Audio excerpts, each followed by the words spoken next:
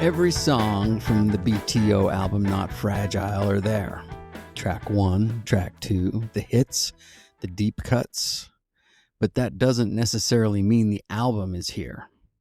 Because knowing all the songs is not always the same thing as hearing the album. Hey everybody, and welcome back to Dave's Side 1. I'm Dave, your host, over here at Art of Listening Records, where every record has a story and every story starts on side 1. We have reached musical argument number 7, the last one. And this argument really brings the entire week together. And using Not Fragile by Bachman-Turner Overdrive as our example, you can know every song on an album and still never experience the album, because songs and albums are not exactly the same thing. Think about how easy it is to know songs. Search the title, tap, listen, skip, save, put it into a playlist, come back 6 months later. That is incredible access, and I love having it. But when I do that, I'm usually choosing the song. When I put on an album, the album starts choosing what comes next. That difference matters. Every song on an album has neighbors. Something came before it, something comes after it, unless it's track 1 or the closer. These positions change how a song feels. We talked about sequencing yesterday, but today I want to go one step further. You can understand sequencing intellectually and still never experience it, unless you let the album actually run. So let's use BTO's Not Fragile. Side 1, Not Fragile. Rock is my life. This is my song. Roll on down the highway. You ain't seen nothing yet. That's side 1. Then side 2 starts. Freewheelin', Sledgehammer, Blue Moanin', Secondhand, and Giving It All Away. 9 songs. You can certainly listen to any one of them by itself, but the album asks you to hear what happens when one becomes the next. You Ain't Seen Nothing Yet is where hits can accidentally interrupt album listening. It's obviously one of the songs people know.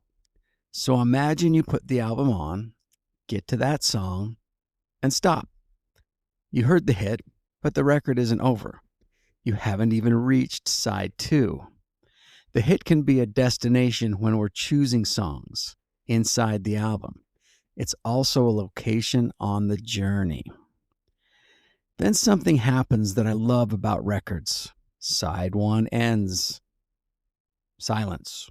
You get up, you flip it, and then you begin again. That pause isn't merely dead time. It divides the album into 2 chapters. Side 2 has to reintroduce momentum. And Freewheelin' now has a job it doesn't have when I hear it by itself. It has to reopen the record. Momentum is hard to explain by looking at a track list. You feel it. One track hands energy to the next. A change in tempo wakes you up. A quieter song gives you room.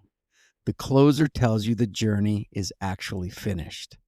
And the only way to experience all of that is to stop controlling every transition. Sometimes you have to let the record make the decisions.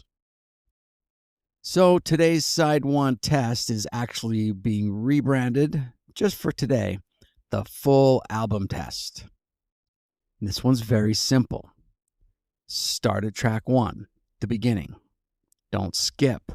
Skipping the song you think you don't like. Don't shuffle. Keep that sequence intact. And finish the album. Stay until the last song ends. Then ask yourself one question. Did I hear something I missed before? Maybe the answer is no. Fine. But sometimes you suddenly understand why the album works. And before anybody thinks I'm banning playlists, I'm not. Sometimes I want one song, and sometimes I want shuffle.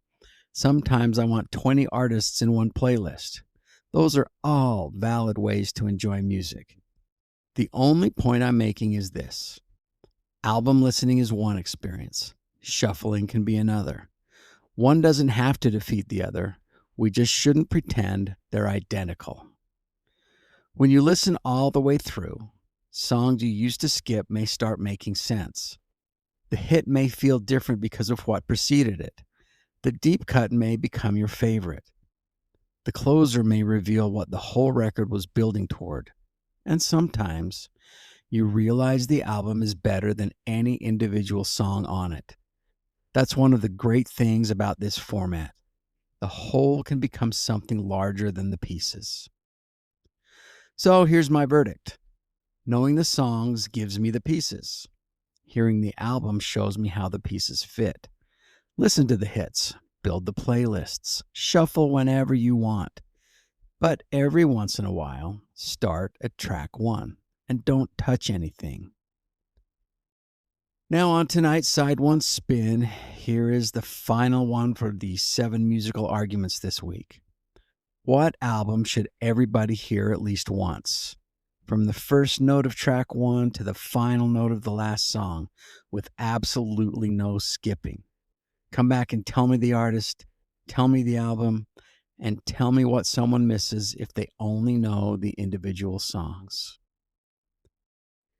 And that brings us to the end of the 7 musical arguments week. We argued about opening tracks, deep cuts, side 1, greatest hits, album length, sequencing, and finally, the complete listen.